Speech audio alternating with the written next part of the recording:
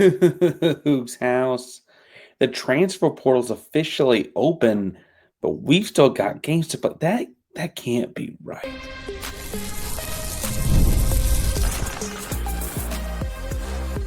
You are Locked On Cougs, your daily podcast on the Houston Cougars, part of the Locked On Podcast Network, your team every day. Welcome to Locked On Cougars, the podcast all about your Houston Cougars. I'm your host, Houston-born teacher and coach Parker Ainsworth. And whether you're a Houston fan or just a hater who came to step by, thank you for making Locked On Cougars your first listen of the day. Appreciate you making your first listen each and every day. If you want to join the conversation, but you don't know what to say, tell us in the comments down below. Let's say, do you want to go forward in time or backward? You got to pick one. You want forward in time or backward in time? Today's show is brought to you by Nissan. You can find your next big adventure at nissanusa.com. We've got more about those kinds of adventures later, though. Today I want to talk some about, honestly, press break, breaking the pressure, a little bit of X and O's kind of stuff. That was, I think, a large looming question after the Gonzaga game over the weekend, and kind of what changed and what hadn't changed. I want to talk some, honestly, about the transfer portal, though. I want to talk first about how the transfer portal is open and wide open, wider than it's ever been open. And I want to spend some time in the second segment talking about what to look for in transfer portal kind of things. So first and foremost, yes, the transfer portal window in men's college basketball is open as of Monday, March 24th. I saw the number of guys in the portal estimated to be around 700 as of Monday evening. But late Monday night, it was up over 900 guys reportedly had entered into the transfer portal. I want to stress that it's not just guys you see posting about on social media that are officially in the portal. It's not just guys that are done playing basketball this season that are in the portal. It's a bunch of guys across the entire sport. Again, over 900 guys are apparently in the portal after 24 hours. For references to how chaotic that is, that's more than 4 times what it was. It's almost exactly 4 times what it was this time a year ago, right? The first year of this madhouse, it was a little over 100 guys. And that was oh my God, what is happening? It's crazy what's happening in the transfer portal right now. And what's wild is I do think there's some element to this where a lot of those guys are going to end up, if they're okay with coming back to their programs, right back where they started. I also saw the fairly accurate take online that the thing that no one talks about a lot with these transfer portals is there's our transfer guys portaling, guys in the transfer portal, people that have just entered the transfer portal. The thing people aren't talking about enough with them is that ultimately there's a larger percentage than people might realize of those kinds of guys that are in that transfer portal because they kind of got told to be. Programs rebuild, programs have to, step up each year. Coaches got to get better, or else they're got to get the team better, or else they're going to get fired, right? And if they don't think you're the guy to do it, they may be nudging you in that direction to both clear up a spot and cut ties, right? And so I think what you're seeing is some combination of that. The other, both guys jumping in to just kind of see what's out there while keeping a foot where they were, as well as guys are being forced out there.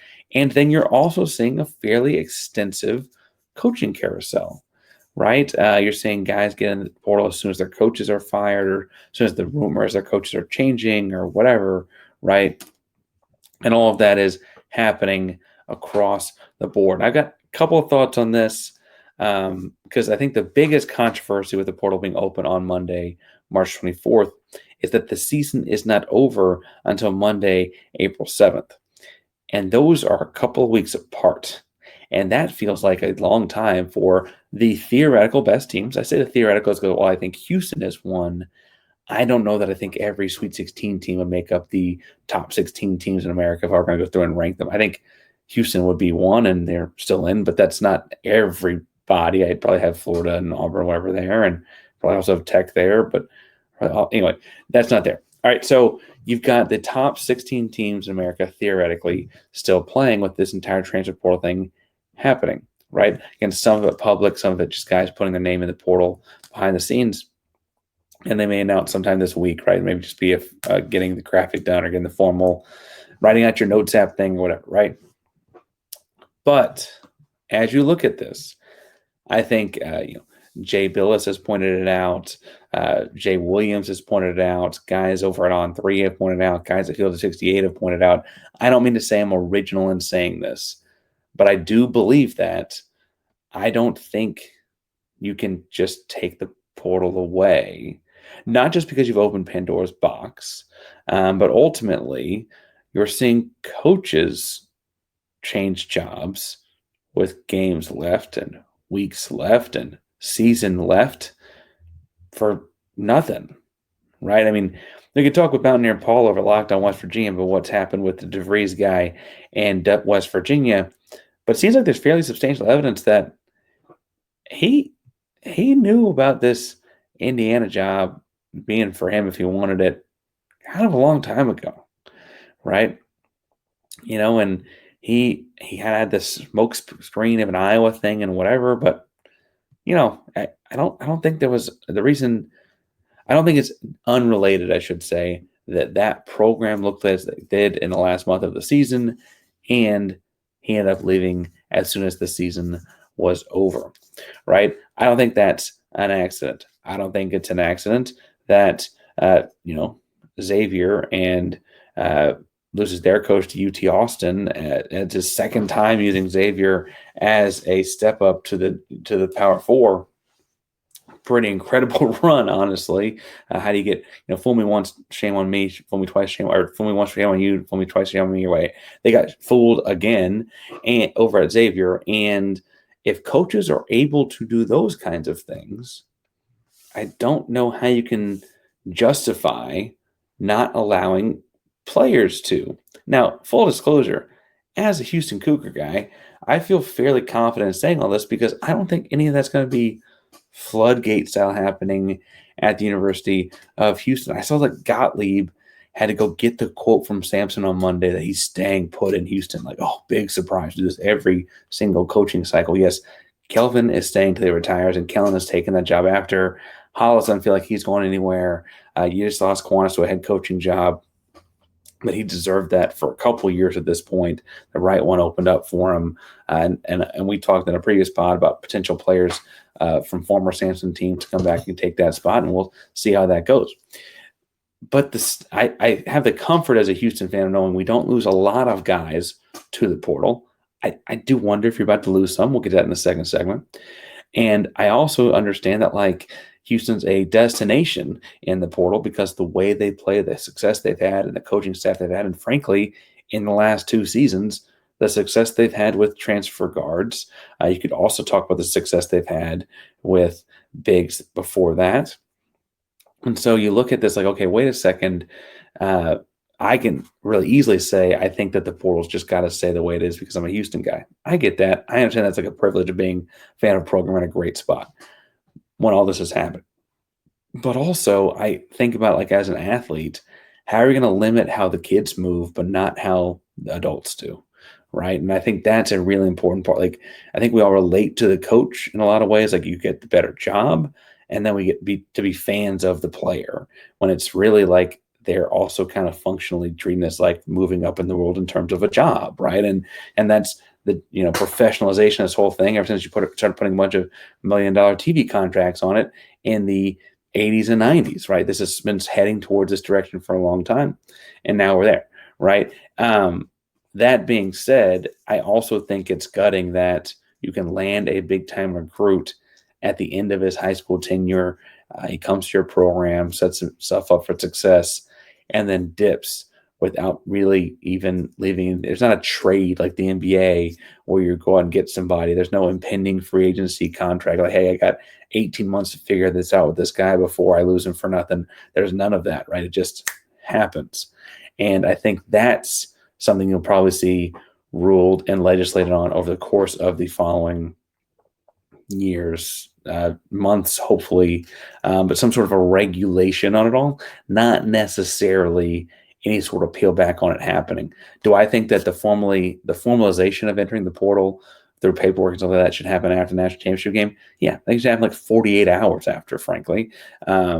But I don't know that you can not have a spring window at all. I don't know that you can have any sort of limit on who gets in that window at all. But I say that to digress. It's not really a huge Houston problem, but it is something happening across college basketball. There are names in the portal, and I think the inevitable thing for Houston fans, it's easy to get greedy with your roster, is think about who's in that and who could be a Coug.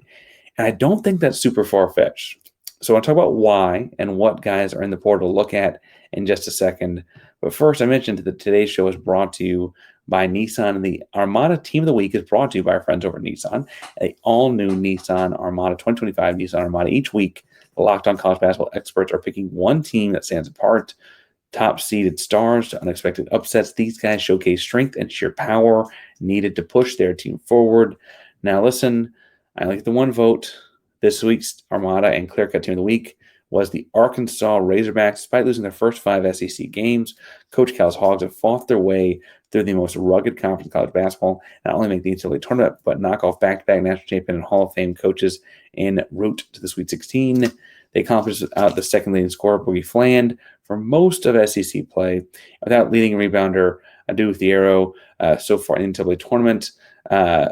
Now, I will say that when it comes to the Nissan Armada, they say go forth and conquer, and that's exactly what the Arkansas Razorbacks have done.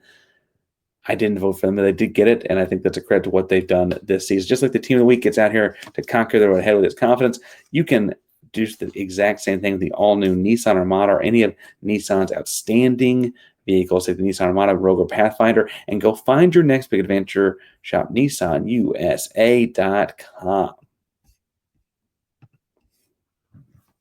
Parker Angel Locked on Coogs. You're talking about that the transfer portal is open, and what do Houston fans need to be thinking about with this transfer portal, right? You do replace or have to replace a large, dominant, impactful senior class. Senior day had LJ Crash, Jawan Roberts, Malik Wilson, a lot of production, Javier Francis that you just can't flip over and produce, right? But also, theoretically, you would hope that some of that replacing would come from the best class in school history. I mean, it's the second best class in America. You got 3 5-star caliber guys in it. Plus, I'm telling you, you're going to love the diamond in the rough, the hidden gem that is Bryce Jackson. Had that guy been healthy his entire high school career, I think he'd be ranked a lot higher than a high-end 3-star right now. But that's neither here nor there. You would think that one-to-one, you replace, if you bring Ramon Walker back in the medical, which I'm hearing mixed reviews on if that is or isn't happening.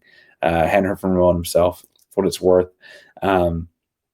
You would theoretically be replacing 4 big-time guys with 4 big-time guys, and that feels perfect.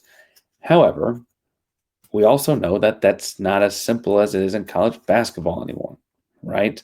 While they have not lost many people to the portal, and Houston is one of the most insulating cultures and a very family-first culture where guys get here and stay, we have also lost people to the portal. Tremont Mark, Damian Dunn came through for a year. It's not something that rotational guys in Houston are immune to, even if it's rarely happened. Further, there's a real chance that Houston's cutting down nets in early April in San Antonio. I really think there's a good shot. That's what the majority of the content is these days. I think that they've really got a chance. It's not going to be easy, but they've got a chance, right? A pretty good one. And with that being said, it would not be uncommon for that to come on the back of some heroic performances from some Houston Cougars. Cryer did it last game, but it could be used in next game, etc. For those guys that aren't seniors, if they were to throw a few of those big-time performances in March and early April on their resume, they might be good enough to go get drafted. And I'd be really hard-pressed to tell someone with an end-of-first-round or mid-first-round grade to not go get drafted. I do think you got positional size that's unique, like JoJo Tuckler, and like pro-ready, like Milo Suzanne, guys that really might make that jump. And so as I look at the portal, the way I look at things is like, okay, if you lost Milos, what would happen? If you lost JoJo, what would happen? What's out there like those guys? For what it's worth, I also think that there are pro scouts that are still interested in Terran Arceau very, very highly. If he has a big weekend in Indy, who knows what happens to that, right? can you find a forward that does a lot of the same kind of things? Can you kind of find ways to replace those skill sets? For example, Miles Uzan. Now, this one almost feels simple and easy. Yeah, let's say Uzan declares for the draft. I no intel on that. Let's say it happens. I think the get out of UNLV, Dayton Thomas, really interesting pick. Now, he was like 5-star or high-end 4-star caliber guy in high school, and then he skipped the year and graduated early to play at UNLV. He's from Las Vegas. He and Miles apparently actually know each other. Pretty cool connection there as well. So we actually would have pretty up close knowledge. Like I think they're close, actually, and so like they'd actually know a lot. He would actually hear a lot about the program from Milos. He went to UNLV though to Dayton Thomas Jr. to kind of fill in the footsteps of his father there at UNLV. Programs turning over some and a lot of stuff happening out there in Las Vegas. The kid had 15.5 points per game, 4.7 assists per game as a sophomore, but is the age of a freshman in college just this past season as they're wrapping it up, right? High-end scorer, all 3 levels, great passer of the basketball, just 6'1", but like we also know that he has the positive wingspan. We know that Houston can find ways to work around that. We've done great things with small guards in the past, right? The kind of guy that's got some experience under his belt, you bring him in to kind of play alongside these 5-star caliber guards, bring in as freshmen, right? You kind of have it's all new backcourt, a really dynamic, talented, score in a bunch of different kinds of ways at a bunch of different kinds of spots backcourt, right? And frankly, for what it's worth, and like looking up guys, Thomas is very much like a guy, Dayton Thomas, a guy about winning. Like he wants to hang banners. He saw his dad do it at UNLV. He didn't see his dad, but knows his dad did it at UNLV, right? He wants to do the same kind of, he was a Tarkanian guy. His dad was at UNLV, right? So wants to do the same kind of thing. Similar kind of vein, like what guys fit Houston as far as guards go. George Kimball, East Kentucky, 18 points per game, a little over 3 assists and almost 4 rebounds, but he led the conference there at East Kentucky in points per game and steals per game at 2.6 steals per game, right?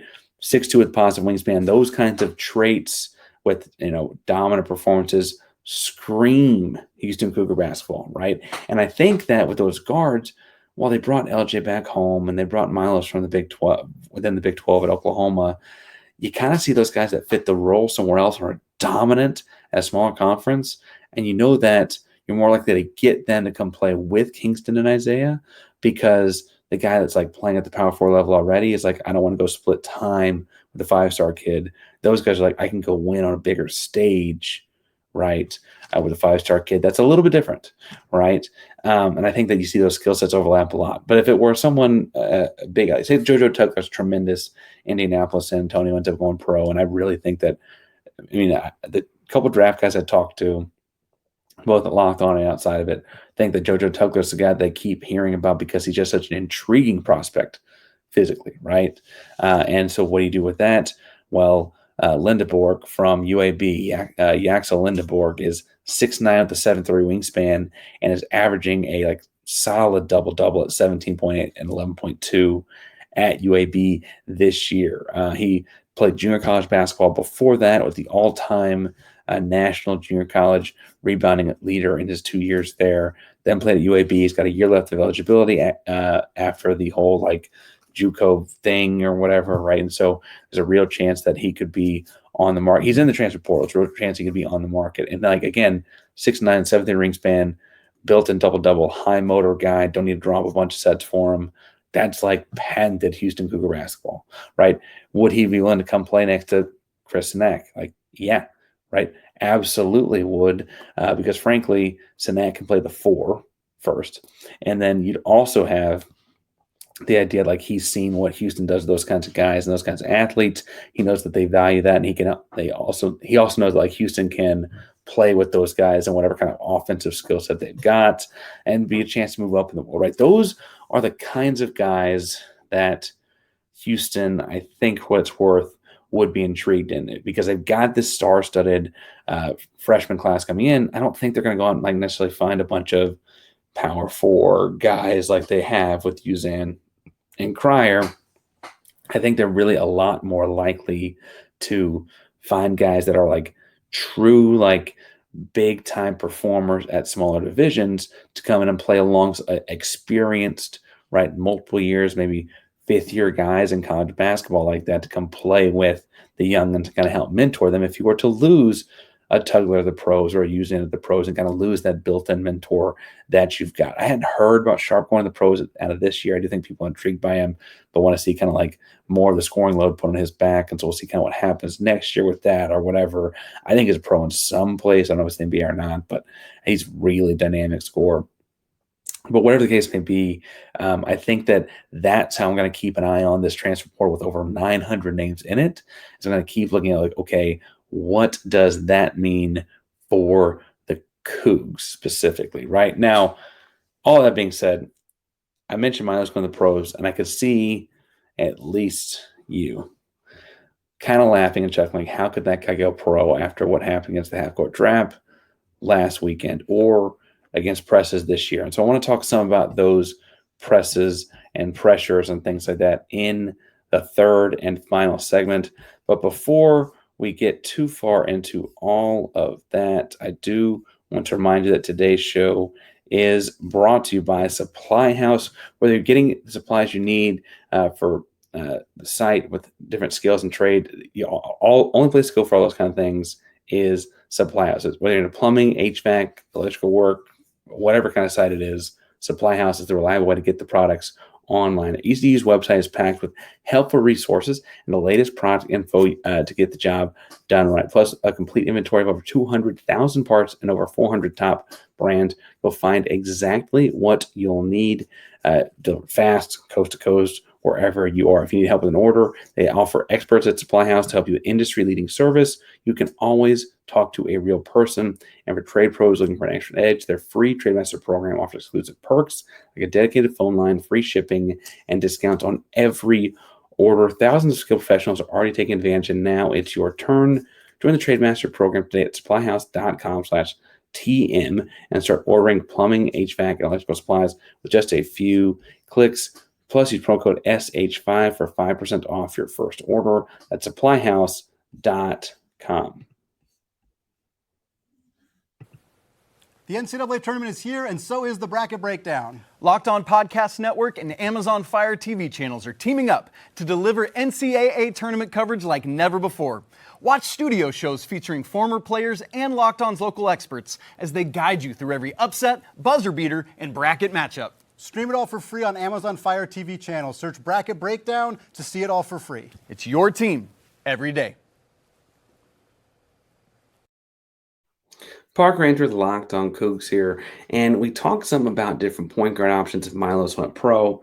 And I think a lot of people are like, how could he go pro after the kind of trouble that Houston's had with bringing the ball up against the press and stuff like that? So I want to stress, first of all, I want to go over for a second, like, what we saw at Houston this year versus a true traditional press, and then how Gonzaga was a little different on Saturday and kind of what Houston did against that. So we talked about before how against a true press, Houston's running a little of an interesting sideline option here opposite the ball, right? The ball is being thrown in by a point guard, and then they'd stack the guys up on the opposite side of the floor, and they kind of bring one guy down to isolate, and he could take off his demand press or settle if it's a zone press. They would then flash another guard here, flash a big man to the middle of the paint by the nail, and then you could inbound that and get the ball right back as a point guard throwing it in. And they would always send the final big down across the floor as a home run to go ahead and get him running the pipe for a fast break kind of situation, right? And that was what they did against Baylor and had a lot of success with.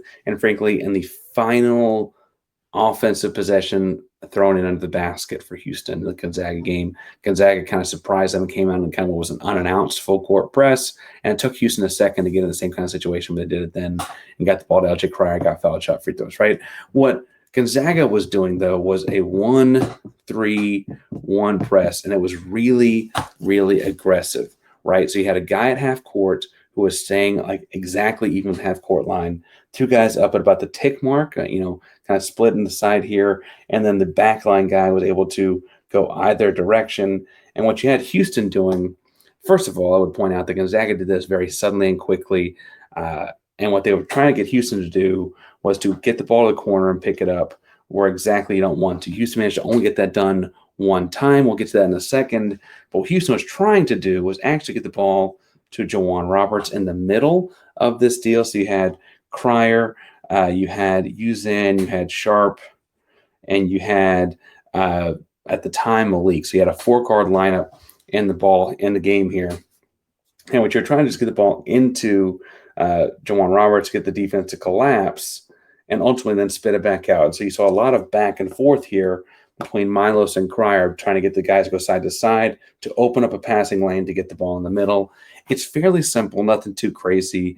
And what I want to stress as they did that is I think they're actually more successful than people might have realized. And I say that to say that when I went back and watched it, I was like, kind of like, what just happened? And I went and charted possession by possession in the last 2.5 minutes of the game. Okay. So you have Cryer at the 2.5 minute mark. They make a free throw. The free throw allows them to set up in their defense because you got to take the ball out, right? So 2.5 minute mark, make a free throw. I think they cut the lead to 6 at that point. It might have been 8 at that point. Cryers come up the left side, or they get the ball back and forth. Cryers the ball on the left side of the floor, pass out of the double. Milo's able to beat the rotation, get to the middle of the floor, and kind of with his own dribble, get where Jawan Roberts was, right? Great pass from there to Malik Wilson on the right baseline. Malik, as he's coming across that baseline, sees Emmanuel Sharp in the left corner, hits a wide open Emmanuel Sharp with a cross-court pass, right? Emmanuel Sharp misses an open 3.